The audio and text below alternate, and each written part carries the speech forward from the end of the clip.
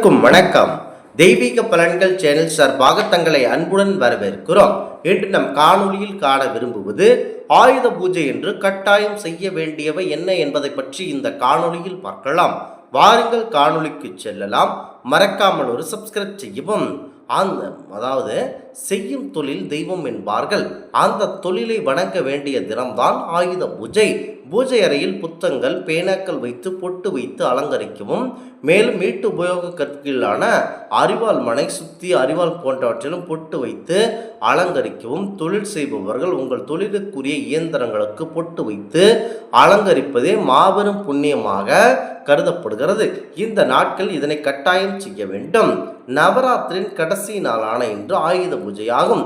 சரஸ்வதி பூஜையும் கொண்டாடப்படுகிறது. இந்த நாளில் தான் பயன்படுத்தப்படும் ஆயுதங்களான கத்தி, அருவாள், மிக்சி, கிரைண்டர், அம்மிக்கல், ஆட்டுக்கல், பூட்டு, மின்மோட்டார், பித்தங்கள் உள்ளிட்ட அனைத்தையும் பூஜைக்கு கண்டிப்பாக போட வேண்டும். முக்கியமாக இந்த நாட்களில் பூஜை செய்தால் அனைத்தும் வெற்றியாகவே அமையும் என்பது ஐதீகம். இதனையொற்றி பலர் தங்கள் வீடுகள் குழு வைத்து கொண்டாடுகிறார்கள். இந்த நவராத்திரி இன்று ஆயுத பூஜையுடன் முடிவடைகிறது.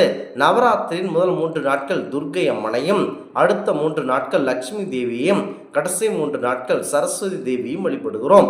ஒரு மனிதனுக்கு செல்வம், வீரம், ஞானம் ஆகிய 3 அவசியம் என்பதை இந்த 3 பிரித்து வழிபடுவதே இந்த நாட்கள் முக்கிய நோக்கமாகும்.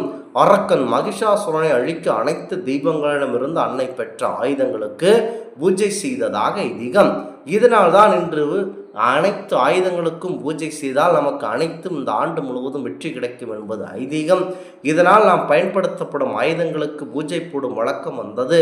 நாம் வாழ்க்கைக்கு ஆதாரமாக விளங்குங்களை துடைத்து மஞ்சள் வைத்து குங்குமம் வைத்து கொண்டாட வேண்டும். நவராத்திரி விழாவின் கடைசி நாளான விஜயதசமி என்று அம்பிகை மகிஷாசுரனை அழித்து வெற்றி பெற்றதை கொண்டாடும் திருநாளாகத்தான் விஜயதசமி கொண்டாடப்படுகிறது. இது ஆயுத பூஜையுடன் தொடர்புடையது.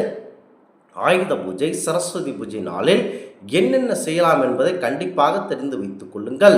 வீடு, வாசல், நிலைக்கதவுகள், ஜன்னல் உள்ளிட்டவைகளை துடைத்து அவற்றிற்கு திருநீர் பட்டை போட்டு சந்தனம், குங்குமம் வைத்து அலங்காரம் செய்ய வேண்டும். முக்கியமாக நிலை வாயிலும் சாமி அறையிலும் மாவிளை தோரணம் கண்டிப்பாக கட்ட வேண்டும். பூஜை அறையும் சுத்தம் செய்து சுவாமி படங்களுக்கு மஞ்சள் குங்குமம் வைத்து பூஜை வைத்து அலங்காரம் செய்ய வேண்டும். சரஸ்வதி பூஜை செய்யும் முன்பு விநாயகருக்கு கண்டிப்பாக அருகம்புல் பூஜை வைத்து செய்ய வேண்டும். முக்கியமாக நீங்கள் அதிகாலையில் பிரம்ம முகூர்த்த வேளையில் இருந்து சுத்தபத்தமாக குளித்து முடித்துவிட்டு வீடு வாயில் அனைத்தையும் துடைத்து முடித்து கண்டிப்பாக ஒரு மஞ்சளிலோ அல்லது பசுஞ்சாணத்திலோ ஒரு பிள்ளையார் பிடித்து அதுக்கு அருகம்புல் சாத்தி அப்பொறிகடலை வைத்து அவரை வழிபட்ட பிறகே மற்ற இந்த பூஜைகளை கண்டிப்பாக செய்ய வேண்டும். அதாவது மஞ்சளிலோ அல்லது மாட்டு சாணத்திலோ பிள்ளையார் பிடித்து வைத்து அதில் மஞ்சள் குங்குமத்தால் பொட்டு வைத்து அருகம்புல் புத்து வழிபட வேண்டும். கல்வியில் சிறந்த சரஸ்வதி தேவி வணங்க புத்தகங்கள், பேனா உள்ளிட்டவைகளுக்கு பொட்டு வைத்து அலங்காரம் செய்ய வேண்டும். அதுபோல் அரிவாள் மனை, கத்தி மற்றும் சுத்தியல், கட்டிங் பிளேயர், கத்திரிக்கோள், பூண்டு நசுக்கும் இடியக்கல், குவிக்கல், சப்பாத்தி போடும் கட்டை என நாம் என்னவெல்லாம் பயன்படுத்துகிறோமோ அதற்கெல்லாம் பூஜை செய்ய வேண்டும் இந்த ஆயுத பூஜை நாளில். அதுபோல் மோட்டார், லிப்ட் உள்ளிட்டவைகளுக்கும் கண்டிப்பாக பூஜை செய்ய வேண்டும். வீட்டில் இருக்கும் grinder, mixie, fan, AC, fridge, washing machine, iron box உள்ளிட்டவைகளுக்கும் பூஜை செய்ய வேண்டும். எந்த தொழில் செய்பவராக இருந்தாலும் உங்கள் தொழிலுக்கு பிரதானமாக பயன்படுத்தப்படும் பொருட்களை கண்டிப்பாக சுத்தம் செய்து பூஜை செய்ய வேண்டும். அதுபோலத்தான் பஸ், லாரி, ஆட்டோ, இருசக்கர வாகனம், சைக்கிள், கார் உள்ளிட்டவைகளையும் துடைத்து பூ போட்டு பூஜை செய்ய வேண்டும். வாகனங்கள், இயந்திரங்களுக்கு சந்தனத்தை கரைத்து தெளித்து அதில் பொட்டு வைத்தும் கண்டிப்பாக வழிபட வேண்டும். தேவைப்பட்டால் வாழைக்கன்றை கட்டலாம். பின்னர் சுண்டல் செய்து பொறிகடலை பழக்கங்கள் வைத்து மற்றும் தேங்காய் உடைத்து படைக்க வேண்டும். சுவாமிக்கு தனி பூஜையும், வாகனங்கள், மோட்டார் மற்றும் கடைகளுக்கு தனி பூஜையும் கண்டிப்பாக போடலாம். ஒவ்வொரு பூஜைக்கும் தனித்தனியே பொறிக்கடலை, சுண்டல் வைக்க வேண்டும். வாகனங்களின் டயர்கள் எலுமிச்சம்பழத்தை வைத்து பூஜை முடிந்ததும் ஓட்டி பார்க்க வேண்டும். அதுபோல வாகனங்களுக்கு சுத்தி போட வேண்டும். முக்கியமாக நீங்கள் இந்த ஆயுத பூஜையானது இந்த சரஸ்வதி பூஜையும் 9 மணிக்கு மேல் 12 மணிக்குள் பூஜை செய்யலாம். மாலையில் போடப்படும் போடப்படும். வழக்கம் இருப்போர் மாலை 6 மணிக்கு மேல் இந்த பூஜையை தாராளமாக செய்யலாம். இவ்வாறு செய்தால் நல்ல ஒரு ஐதீகமாக உங்களுக்கு வீட்டில் அனுகிரகம் கிடைக்கும். மேலும் காலை 9 மணி முதல் 10 மணிக்குள் இந்த பூஜையை செய்யலாம். மதியம் 1:30 மணி முதல் 3 மணிக்குள் இந்த பூஜையை செய்து விடலாம். மாலை 4 மணி முதல் 5 மணி வரை இந்த பூஜையை தாராளமாக செய்யலாம். இரவு வேளையில் பூஜை செய்பவர்கள் 6 மணி முதல் 10 மணி ஆகிய நேரங்களில் இந்த ஆயுத பூஜையை செய்யலாம். அவரவருக்கு எப்போது தோதுபடுகிறதோ அந்த நேரத்தில் பூஜை செய்து வழிபட்டால் நல்ல பலன் உங்களுக்கு கண்டிப்பாக கிடைக்கும். முக்கியமாக இந்த ஆயுத பூஜை நாட்களில் ஆயுதங்களுக்கு பூஜை செய்ய வேண்டும். இது மாபெரும் புண்ணியமாகவே கருதப்படுகிறது. முக்கியமாக இந்த ஆயுத பூஜையானது 1/10/2025 இந்த சரஸ்வதி பூஜையும் ஆயுத பூஜையும் இன்றைய நாட்கள் கொண்டாடப்படுகிறது. இரண்டாவது நாளான அதில் ஆயுத பூஜைக்கு தொடர்புடைய விஜயதசமி திருநாள் கொண்டாடப்படுகிறது. இந்த நன்னாள் வீட்டில் பூஜை செய்ய வேண்டிய நல்ல நேரத்தை கண்டிப்பாக தேர்ந்தெடுத்து பூஜை செய்யுங்கள்.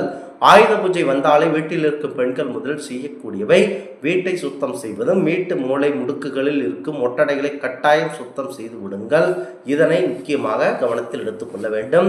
வீட்டில் உடைந்து போன பயன்படுத்தாமல் இருக்கும் பொருட்களை வீட்டிலிருந்து அப்புறப்படுத்தினாலே வீட்டில் இருக்கும் நெகட்டிவ் எனர்ஜிகள் வெளிப்படும். இது முதல் விஷயமாகும். வீட்டை சுத்தம் செய்த பிறகு வீட்டின் மூளை முடுக்குகளில் கொஞ்சம் கோமியத்தை கொண்டு வந்து தெளித்து விடுங்கள்.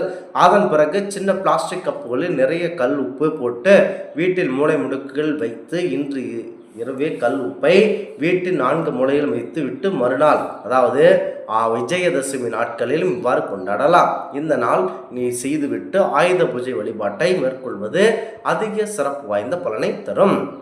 முக்கியமாக இதனை செய்வதன் மூலம் உங்கள் வீட்டில் தங்கி இருக்கும் முக்கியமாக கஷ்ட சக்திகள் எல்லாம் வெளியேறும்.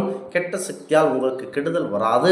ஆயுத பூஜை கொண்டாடிய பலனை முழுமையாக பெற வேண்டும் என்றால் வீட்டை சுத்தம் செய்த பிறகு முக்கியமாக நாங்கள் கூறும் இந்த நாளை கண்டிப்பாக செய்து பாருங்கள். இந்த வருடம் முழுவதும் வெற்றி உங்கள் பின்னால் வரும் 3 நாட்கள் கழித்து 4 மூலைகளிலும் இருக்கும் கல்லுப்பை எடுத்து தண்ணீரில் கரைத்து வீட்டிற்கு வெளியே கொட்டிவிட வேண்டும்.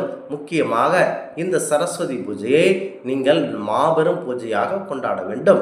புதன்கிழமையில் இந்த பூஜை அதாவது ஆயுத பூஜை செய்ய முக்கியமாக மீண்டும் ஒரு முறை கூறுகிறோம்.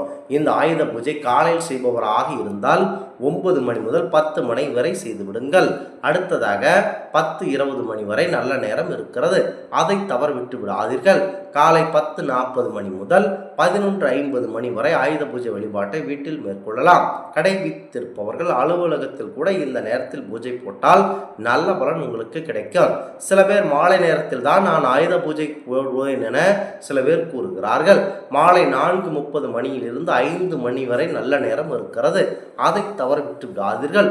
புதன்கிழமை மாலை 6 மணிக்கு மேலாக எந்த நேரத்தில் வேண்டுமென்றாலும் ஆயுத பூஜை வழிபாட்டை கண்டிப்பாக மேற்கொள்ளலாம். முக்கியமாக உங்களுடைய வாழ்க்கையில் முன்னேற்றத்திற்கு எந்த பொருட்கள் எல்லாம் ஆதாரமாக இருக்குதோ அவை அனைத்தையும் ஆயுத பூஜை என்று வழிபாடு செய்வது மிக மிக அவசியம். உதாரணத்திற்கு பிள்ளைகள் படிக்கும் புத்தகம், சமையலறை பயன்படுத்தக்கூடிய பொருட்கள், அலுவலக கணக்கு புத்தகங்கள், நீங்கள் செய்ய வேண்டிய வேலைக்கு பயன்படுத்தப்படும் பொருட்கள், இப்படி எல்லா பொருட்களுக்கும் மஞ்சள் குங்குமம் வைத்து கண்டிப்பாக வழிபட வேண்டும். குறிப்பாக வீட்டில் தன தானிய லாபத்திற்கு சமையல் அறையில் பயன்படுத்தப்படும் அழாக்கு, அஞ்சரை பெட்டி, அருவாள் மனை, உப்பு ஜாடி இவற்றை சுத்தம் செய்து பூஜை அறையில் வைத்து வழிபாடு செய்யுங்கள். இந்த சமையல் பொருட்களை எல்லாம் பூஜை அறையில் வைக்கும்போது வெறும் பொருட்களை வைக்கக்கூடாது. அழாக்கில் கொஞ்சம் பச்சரிசி, கல் உப்பு ஜாடியில் உப்பு நிறைய இருக்க வேண்டும். முக்கியமாக இந்த ஆன்மீக தகவல் உங்களுக்கு பிடித்து இருந்தால் தெய்வீக பலன்கள் சேனலை கண்டிப்பாக சப்ஸ்கிரைப் செய்து கொள்ளவும். மீண்டும் ஒரு நல்லதொரு காணொலியில் உங்களை சந்திக்கிறோம். நன்றி, வணக்கம்.